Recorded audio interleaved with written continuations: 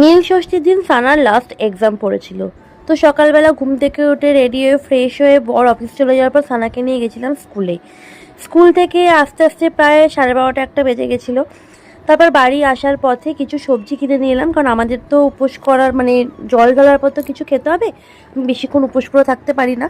তারপর সানাকে ফ্রেশ করিয়ে সোজা চলে গেলাম রান্নাঘরে রান্না করতে। পটল ভাজছি আর এদিকে সব ভেজিস দিয়ে ডালিয়া সিদ্ধ বসিয়েছি, আর একটু বেগুন আর আলু ভাজা করেছিলাম। তারপর রান্না বান্না কমপ্লিট করে সোজা চলে গেছিলাম গঙ্গার ঘাটে। আর ফোনটা না নিয়ে যাওয়ার জন্য কোনো ভিডিও ক্লিপ নিতে পারিনি। বাড়ি এসে একটু লাঞ্চ করে শুয়ে নিয়েছিলাম। তারপর সন্ধেবেলা ঘুম থেকে উঠে চলে গেলাম নিচে। আমাদের নিচে যে শিব ঠাকুর আছে তার সামনে আমরা নীলের বাতি জ্বালাই প্রতি বছর। তারপর আমার শাশুড়ি মা একটু ফল মিষ্টি দিয়ে পুজো দিয়েছিলেন।